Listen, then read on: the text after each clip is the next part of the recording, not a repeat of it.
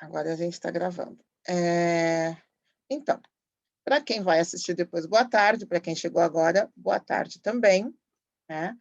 E depois de falarmos um pouco sobre aquilo que nos faz humano, essa racionalidade que nos faz humanos, nós vamos falar um pouquinho de subjetividade e coletividade, né? Ou seja, sobre o que nos faz tão iguais e tão diferentes. Então, no final da aula, nós terminamos trabalhando, na aula passada, nós terminamos trabalhando um trecho de um texto da Hannah Arendt, que fala sobre a pluralidade e a identidade, né?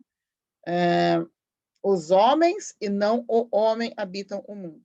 Nós não habitamos o mundo como uma massa homogênea, como um só, mas, ao mesmo tempo, nós não somos seres distintos. Nós partilhamos todos a mesma definição, que é a nossa humanidade, né? E, com isso, na semana passada, nós terminamos a nossa aula. Agora, nós vamos trabalhar um pouquinho mais essa questão de subjetividade, né? Aquilo, nós vimos o que nos faz humanos, ok, mas o que me faz eu, Valéria? O que faz o Lucas ser Lucas, o Rafael, o Leonardo, Jéssica, Caio, Ana Paula, né? Como que é essa questão? Como é que a gente constrói uma identidade, considerando que nós somos uma pluralidade de uma mesma condição humana? Temos uma identidade e uma pluralidade. Isso aqui vocês já viram, né? Que na antiguidade clássica grega, nós tínhamos aquela definição de zoon logikon, zoon politikon, lembram?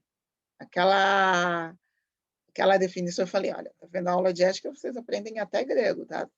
Não sabemos. Que é o animal racional e o animal político. Essa mesma definição que se aplica ao homem, ao ser humano. E essa racionalidade que implica em liberdade para fazer deliberações ético-políticas e que é realizada pelo exercício da argumentação. E a parte de animal política, por quê? Por que eu tenho que argumentar e escolher? Porque eu vivo em sociedade. Então, as minhas escolhas afetam o grupo e eu sou afetado pelas escolhas do grupo.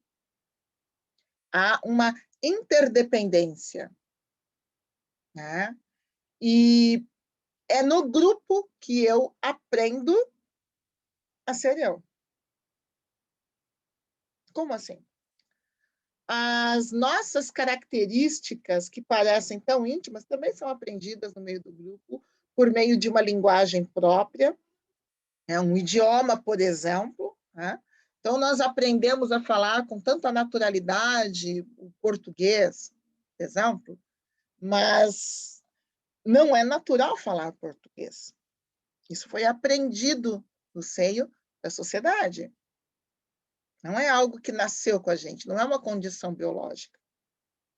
Então, se partilhamos da mesma condição biológica, nós também temos algo muito forte que é cultural e que nos humaniza e que nos forma.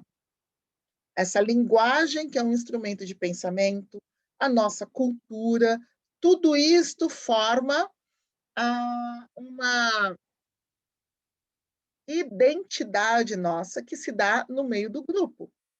Na antiguidade clássica grega, a essa pessoa que se humaniza por meio do grupo, que participa do grupo, que percebe que as suas escolhas afetam o grupo e que o grupo afeta as suas escolhas, a esta pessoa que se percebe parte de uma comunidade pública, né, da vida na polis, que é esta pessoa recebeu o nome de politikos, que para o latim,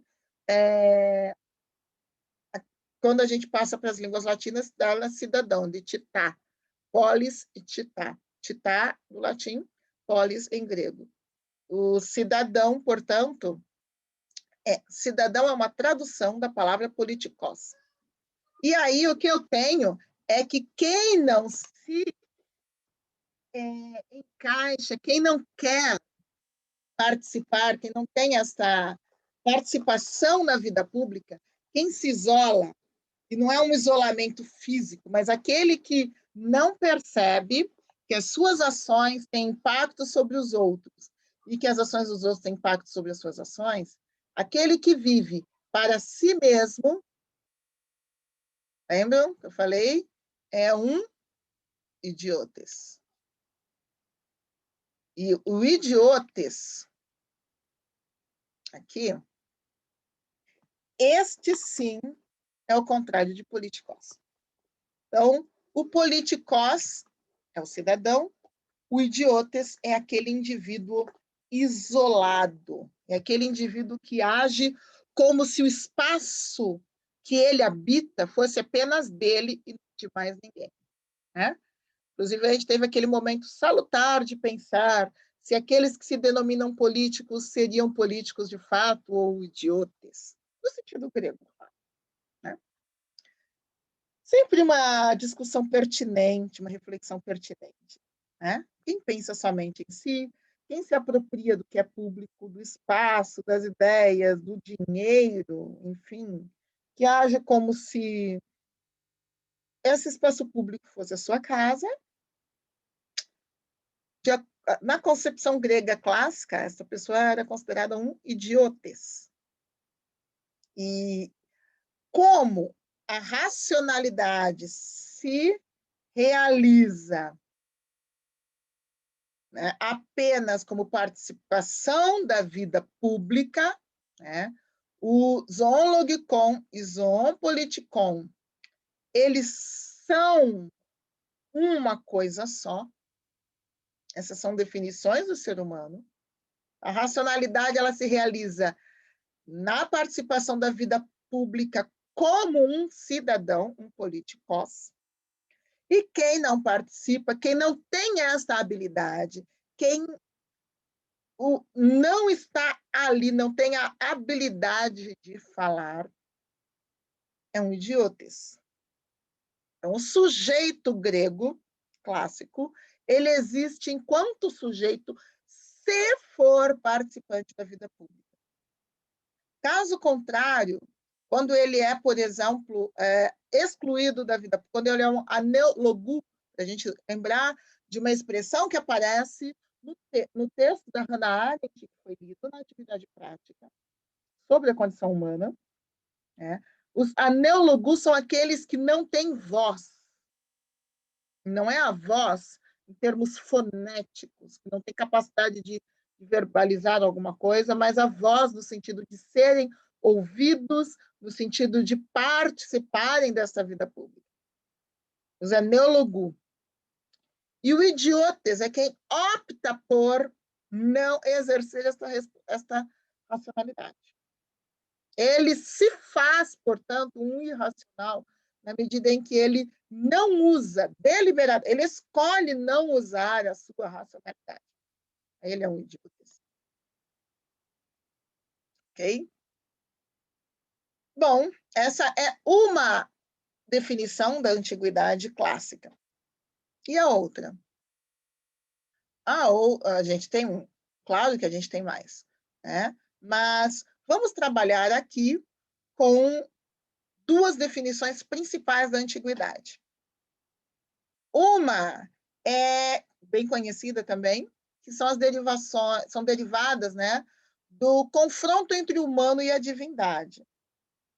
E no caso da nossa civilização ocidental, ela tem um impacto muito grande, que é, por exemplo, aquela que se baseia nas leituras do Gênesis, do Bereshit.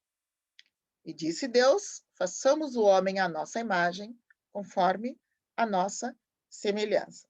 Então, a gente tem uma definição clássica de natureza teológica, em que as interpretações vão em direção à racionalidade também. Tá?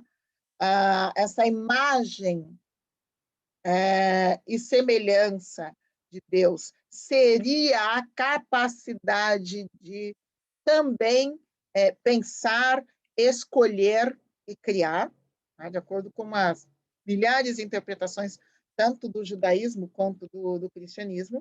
E aí você tem um ser humano que é maior que os animais e é digno de proteção e de cuidados, tem responsabilidades também, etc. E tem uma outra definição,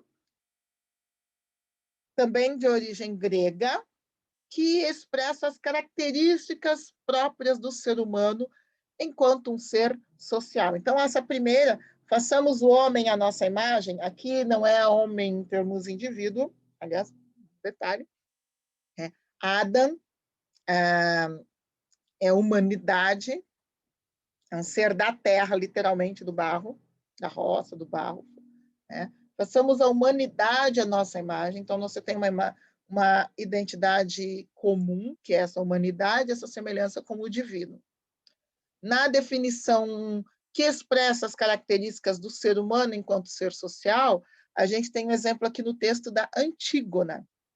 Tá? A Antígona é uma antiga peça de teatro, por antigo, tem uns 2.500, 2.600 anos, talvez, né? Atrás, muito interessante, né? E que eu aconselho, que vale a pena. Tá? Bom, aqui é uma parte do discurso da Antígona, e aqui ela diz: e a língua, o pensamento alado e os costumes moralizados, tudo isso ele aprendeu, estou falando do ser humano, ok? E também a evitar as intempéries e os rigores da natureza. Fecundo em seus recursos, ele realiza sempre o ideal que aspira.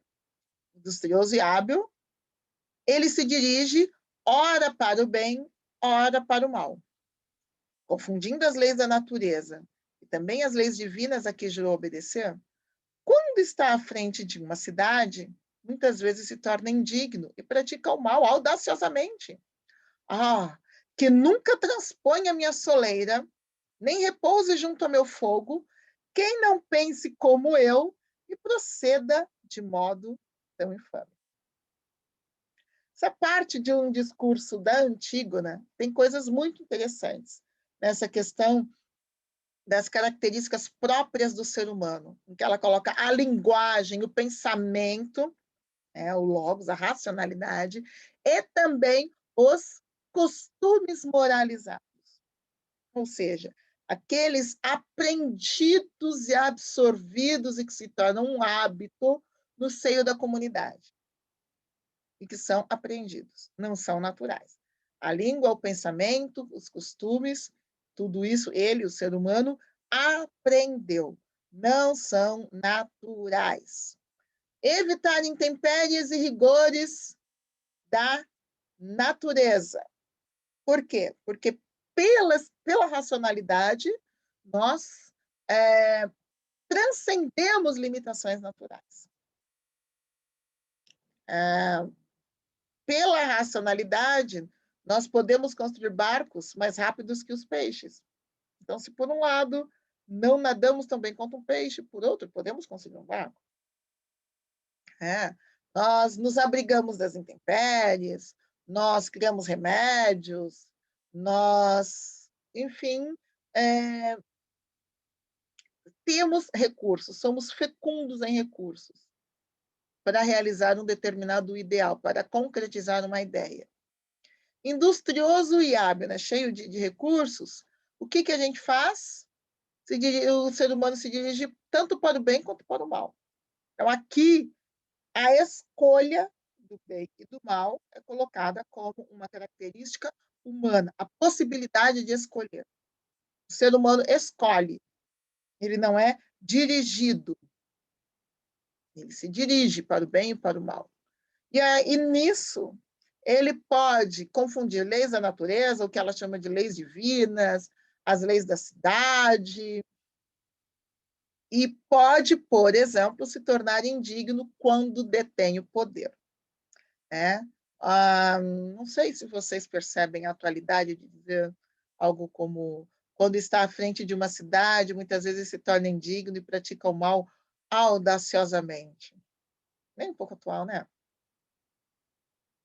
É a questão da a própria corrupção a que esse ser humano está sujeito. Ele que escolhe e ele que está sujeito a se corromper pelo poder. E aí ela tem uma atitude de repulsa, né? A escolha dela é, dentro do meu espaço, não. Que não entre quem não pense como eu e proceda dessa forma. Que é a noção de que o convívio com o outro, que não respeita a legislação, que se apodera do poder, é um convívio difícil que ela não quer. Né? Porque, ao fazê-lo, há um desrespeito ao outro. Quando se porta de forma indigna à frente da cidade, este ser humano se torna um idiotes. Ok? Até aqui, gente? Todo mundo tão quieto? É um texto um tanto quanto antigo, um português mais arcaico e castiço, como eu costumo dizer. Né? Então, agora, até aqui nós temos, até esse ponto, nós temos um sujeito que é definido dentro do seio de uma sociedade. A noção da coletividade era muito forte. O sujeito, essa noção de sujeito como nós temos, muitos autores colocam como uma invenção mais moderna. Naquele período do século XVI. Como assim? Ok? Nós estamos falando até agora pouco de identidade e ser humano. A identidade que era formada, a racionalidade que se realiza na vida em comum, a apropriação do poder de forma indigna como algo repulsivo, o idiotes como aquele que não consegue viver na sociedade, na comunidade. Então, até aqui nós estamos falando de identidade. O termo sujeito, eles vêm aparecer mais para frente, nesse século XVI, que é quando nós temos uma junção de humanismo renascentista, revolução científica e reforma protestante. Então, presta atenção. A identidade do ser humano enquanto sujeito vem aparecer no século XVI. Como assim? Qual que é a noção? Vamos lá, povo que tem aí fresquinhas aquelas aulas lá do ensino fundamental sobre sujeito e objeto. Qual era a definição que o professor, a professora, enfim, dava de sujeito? Que era a definição simples de tudo. Qual que era? Sujeito é...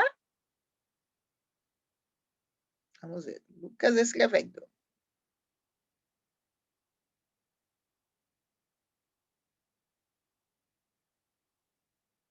Rafael também. Aqui, Lucas.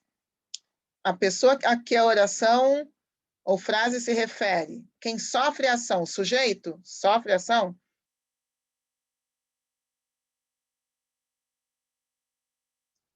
A oração ou frase se refere a alguém. E em relação à ação, sujeito de uma frase. Quando eu digo o pênalti foi... Sofre ou faz? Faz, pratica, isso, Caio. Quando eu coloco, por exemplo, que o pênalti foi batido por Neymar. Quem é o sujeito da ação? Sem piadinhas.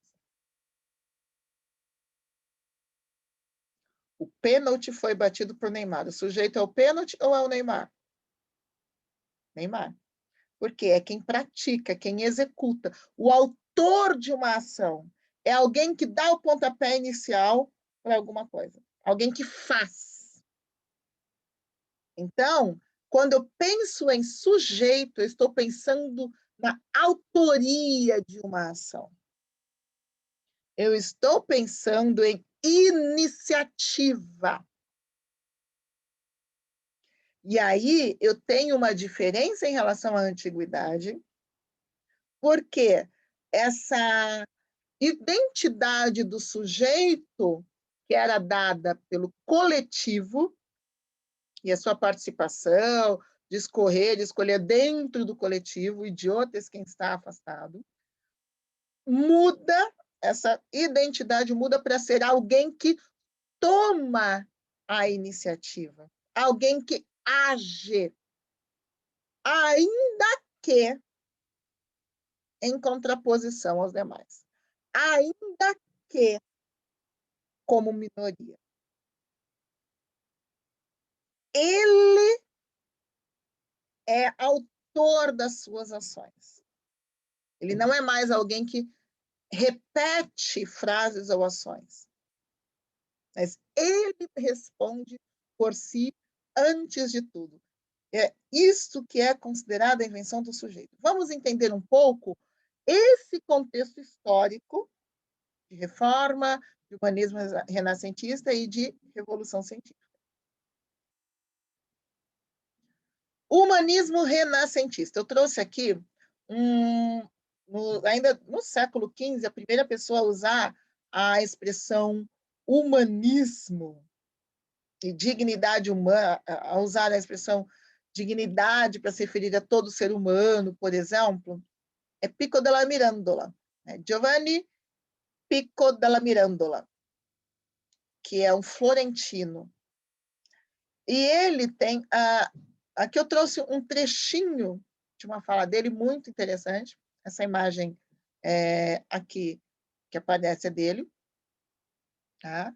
Este jovem de cabelos, seriam ruivos, não sei, abundantes. E ele escreve: ó Adão, não te demos nenhum lugar determinado, nenhum aspecto que te seja próprio, nem tarefa alguma específica, a fim de que obtenhas e possuas aquele lugar, aquele aspecto, aquela tarefa que tu seguramente desejares. Tudo segundo o teu parecer e a tua decisão. A natureza bem definida dos outros seres é refreada por leis por nós prescritas. Tu, pelo contrário, não constrangido por nenhuma limitação, determiná-las para ti, segundo teu arbítrio, a cujo poder te entreguei. Quando ele usa a expressão aqui, Adão, ele está se referindo à humanidade. Né? Adão, humanidade. É de uma forma poética de se referir ao gênero humano. E olha o que interessante aqui dizer, olha, não tem um lugar, não tem um aspecto próprio, não tem uma tarefa determinada. Isso é fruto de uma conquista. O meu lugar, o meu aspecto, a minha tarefa, a tarefa humana, o lugar de habitação, são fruto de conquistas. Né? Aquele aspecto, aquela tarefa que tu seguramente desejares, é de acordo com o desejo, tá? Segundo aquilo que decidimos. E a natureza bem definida dos outros seres, ou seja, a natureza limitada dos demais animais, é refreada por leis prescritas. Aqui ele está uma voz seriam os deuses, mas o ser humano, né, tu, porém, né, o Adão, o Adão, a humanidade, não constrangido por nenhuma limitação, determiná-las para ti. O fundamento da autonomia humana. Não é limitado por nada além daquilo que determina a si mesmo, segundo o próprio arbítrio, ou seja, escolha, julgamento, o próprio poder. Aqui está dado um dos fundamentos do humanismo renascentista, em que, depois de um longo período em que predominam as definições ligadas à divindade, nós temos uma retomada, um renascimento da centralidade humana, um antropocentrismo. É esse período que a gente tem, por exemplo, as obras de Da Vinci, Michelangelo, Sanzio, em que o corpo humano ele entra em evidência, por exemplo. Você olha pinturas medievais, nós temos seres etéreos que parece que pairam, né? Não andam, não estão no mundo físico e concreto, você não identifica uma pessoa de carne e osso. Nesse período renascentista, quando a gente vê as pinturas e esculturas, parece que elas até falam, estão vivas, estão vibrantes. O corpo é celebrado, o ser humano é celebrado. Um exemplo outro também desse humanismo renascentista, que é o exemplo de Shakespeare.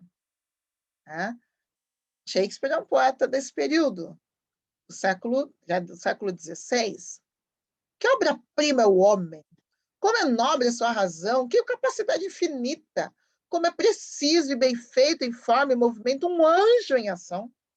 Um Deus no caimento, paradigma dos animais, maravilha do mundo.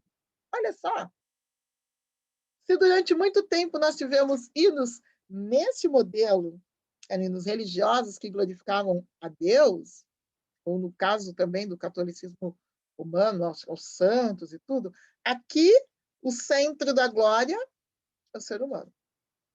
A obra-prima é nobre, capacidade infinita.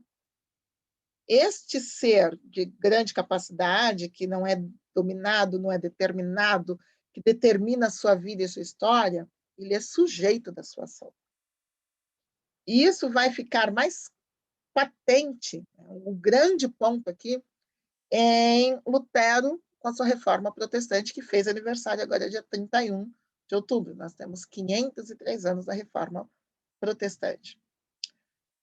E a gente tem aquela passagem famosa da vida de Lutero, em que ele é chamado para se explicar diante das autoridades, e ele é acusado de ir contra o papado e a igreja e tudo.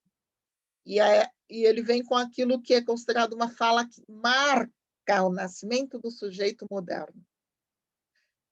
Se eu não for convencido em minha consciência e pela Bíblia, eu não posso negar as minhas ideias. Que Deus me ajude. Quando usam o argumento da autoridade, ele fala, olha, quem tem que me convencer sou eu mesmo. Você diz que a Bíblia, então, eu vou lá ver se está ou se não está. Se não estiver, eu não aceito que alguém diga como é ou como não é. É basicamente isso que ele está dizendo. Se eu não for convencido, se eu não olhar, se eu não ler exatamente isto, ninguém vai me dizer o que está escrito, ninguém vai me dizer como interpretar. Eu só tenho a minha consciência, eu só obedeço a minha consciência. E nada mais. O conhecimento agora, seja do divino, seja do mundo, é assim, sem interferência do outro.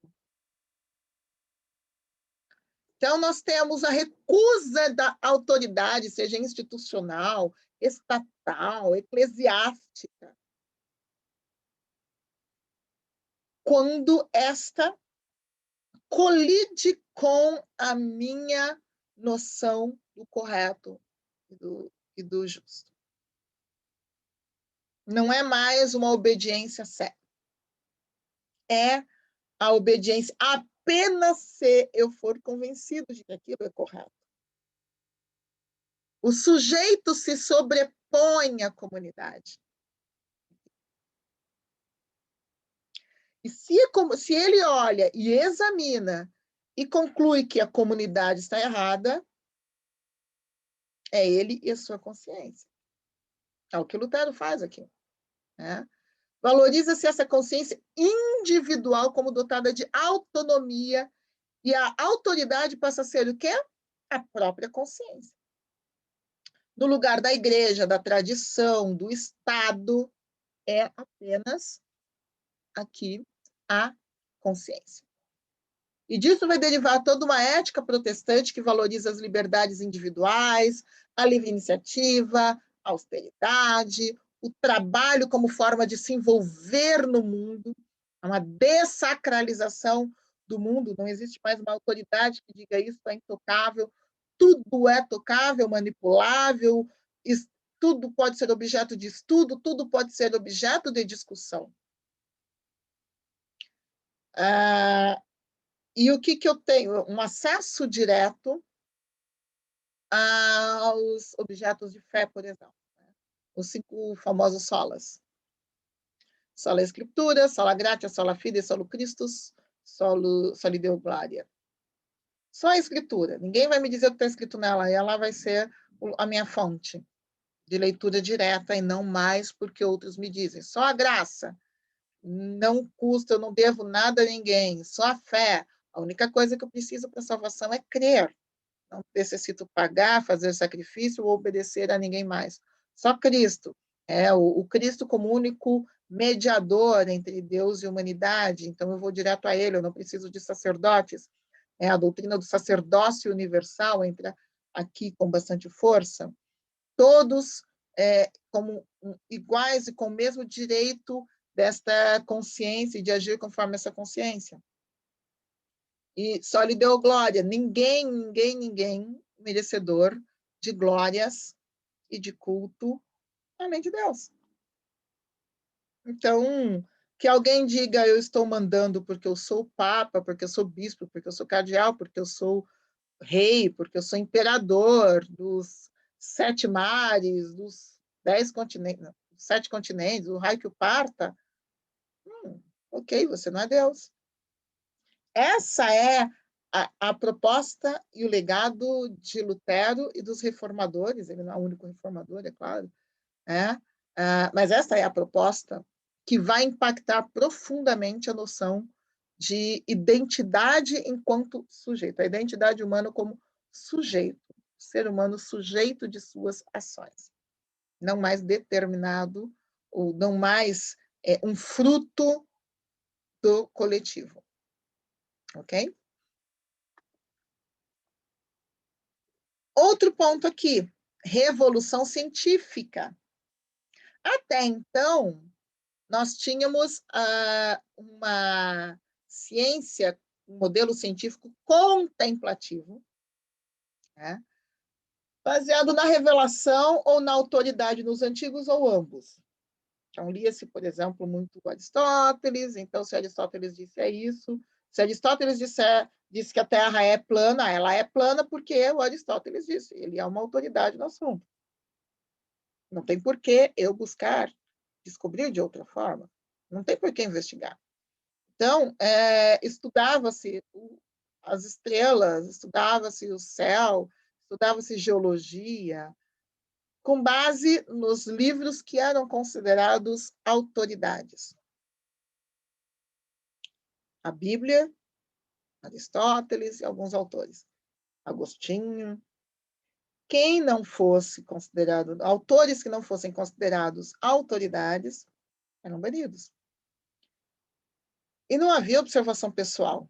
Isso até por volta do século XV e XVI, em que a gente tem, por exemplo, com Francis Bacon, uma retomada do método experimental, em que, ok, eu leio sobre o que é uma flor, mas interessa muito mais que eu vá e veja o que é uma flor.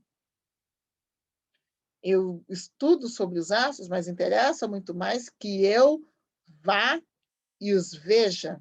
E aí a gente tem Giordano Bruno, que é um frei que é um cientista e que vai fazer experimentos e que sofre a fogueira por isso. A gente tem Galileu Galilei, que vai olhar, que ele ousa olhar para o céu, contemplar o céu e estudá-lo a despeito de suas descobertas irem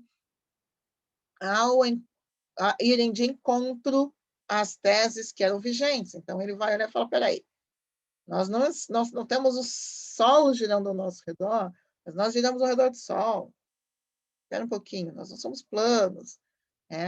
Ele vai observar os movimentos celestes e isso vai provocar um terremoto no mundo científico de então e no mundo religioso. Porque passa-se a algo que eu posso verificar por mim mesmo. A experimentação. Mais do que o que está escrito, vale aquilo que eu posso observar por instrumentos ou pelos meus próprios órgãos dos sentidos. O que me faz descobrir mais e mais detalhes que foram deixados de lado, não foram percebidos pelos antigos. Então, aqui o sujeito ele toma parte ativa na produção científica. Não é mais ler sobre aquilo. É produzir, é ir ao mundo, olhar o mundo, observar o mundo, experimentar. E disso vai derivar a Revolução Industrial, por exemplo. A gente tem um tremendo salto, por isso que é chamado de Revolução Científica. A gente tem um salto gigantesco, qualitativo e quantitativo na produção científica, que passa a ser uma produção empírica, de laboratórios, uma produção feita por meio de máquinas, de lunetas, telescópios e etc. Né? E se rompe essa separação entre uma ciência teórica e aplicada, entre episteme e tecne. O que será fundamental para a constituição de campos de saber, como a engenharia, que passam a utilizar pesadamente modelos teóricos preditivos, né? E a se constituir cada vez mais como campo tanto de estudo quanto de aplicação, não apenas como uma ciência prática.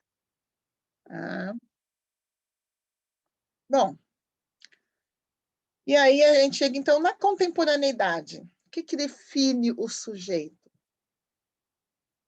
A liberdade. Aqui, o existencialismo vai ter uma força tremenda nesta definição. Ser ou não ser não é dado anteriormente. É uma questão para que nós resolvamos. O que eu sou aquilo que eu defino para mim mesmo. Esse é o ponto. Ok? Então, o ser humano é um ser aberto, um projeto. Ele escreve a sua identidade. Ele é voltado para o futuro. A sua história é escrita por ele. Um ser de liberdade.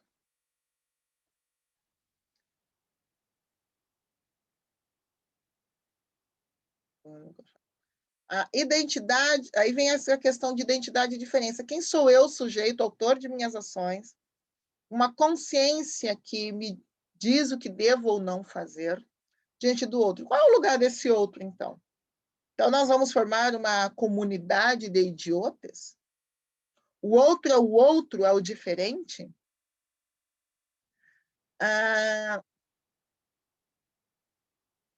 O que Silva coloca da seguinte forma: identidade e diferença partir de uma importante característica, elas são resultado de atos de criação linguística. Eu e outros são as formas como eu passo a me referir ao mundo. Sujeito e o outro. Eu sou sujeito. Então, quem é o outro? Objeto.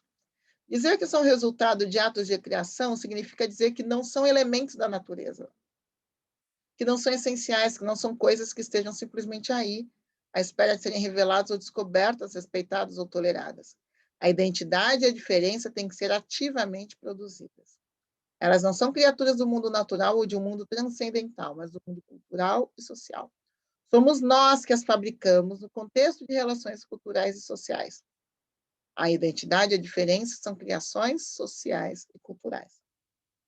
Agora que eu tenho essa constituição do sujeito moderno, e entendendo essa constituição da contemporaneidade como projeto, como escolha, eu posso construir um mundo de igualdades na diferença ou um mundo de desigualdades. Como é que eu lido com esse outro, então? Primeiro, quem sou eu que sou o sujeito?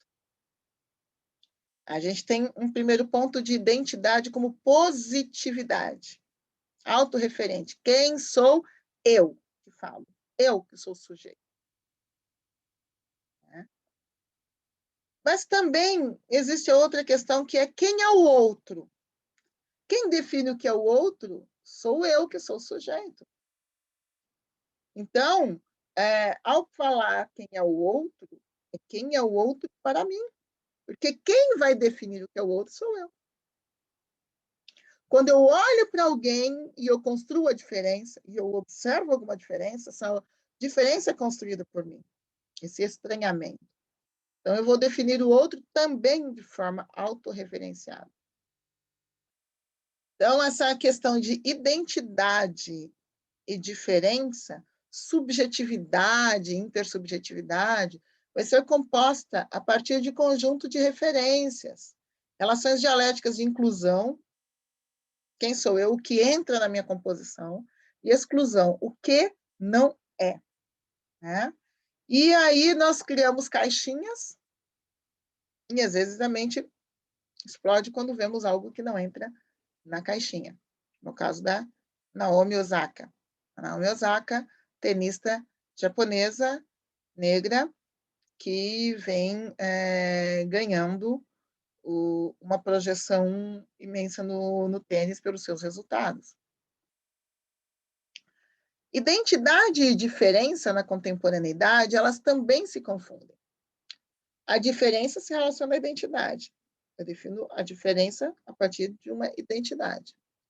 A identidade afirma o que é e também afirma o que não é. Se eu sou brasileira, quer dizer que eu não sou uma série de coisas. Ao afirmar-me brasileira, eu estou automaticamente afirmando várias negatividades. Né? Eu não sou outras coisas. Sempre nesse mundo contemporâneo, a identidade se torna uma referência e ponto original. É um mundo de sujeitos. O eu é a norma de descrição e avaliação do outro. A minha consciência. O que eu penso. Eu que escolho, que sou sujeito aberto, eu que sou autor da minha história, e ao fazê-lo, não necessariamente eu percebo o outro que também é envolvido por essa história, também habita esse espaço. Né? Então, sem perceber que a minha identidade também se dá na construção da alteridade. Alteridade vem de alter. Alter é outro. Id é eu. Alteridade e identidade. Elas são criadas em conjunto. Elas são resultado de uma mesma percepção de sujeito. Tá? E aí, esse espaço público da polis é partilhado por vários sujeitos. O eu e o outro estamos aqui, e aí? Somos todos sujeitos, somos todos projetos abertos, que deliberam, que escolhem, que definem o que são. Como vai se dar essa construção de subjetividade aqui? Eu posso construir o outro como ameaça, é uma estranheza, então eu vou me proteger do outro, eu vou me cercar para não encontrar o outro. É o exótico que não tem lugar no meu mundo.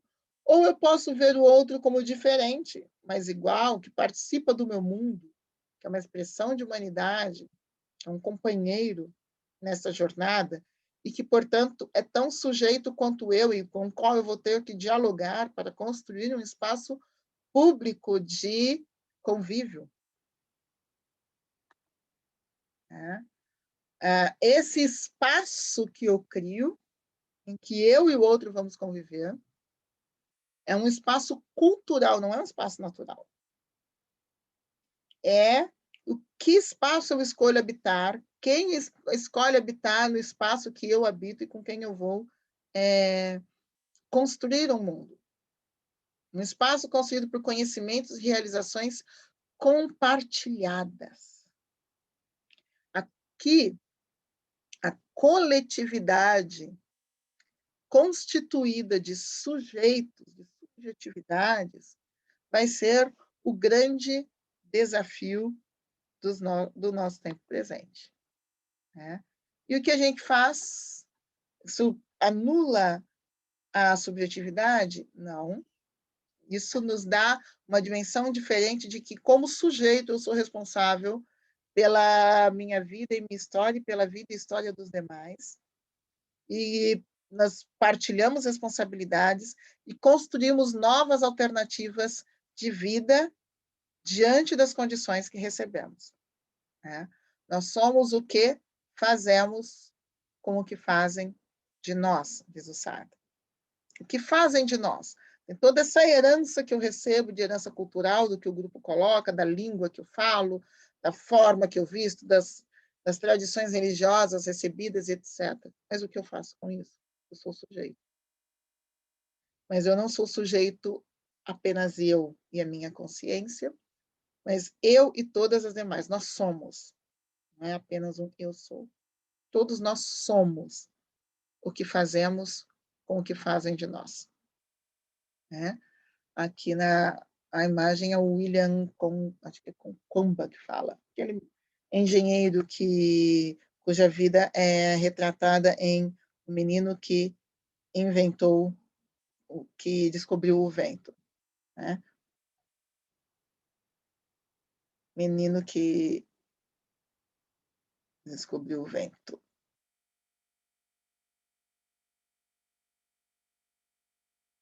E é um exemplo interessante de construção de subjetividade.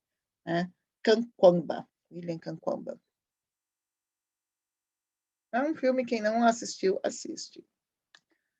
A atividade que nós teremos é esta que está a seguir, é discutir aquela afirmação do Pico della Mirandola, né? A característica do ser humano para ele e as implicações na coletividade. Antes que o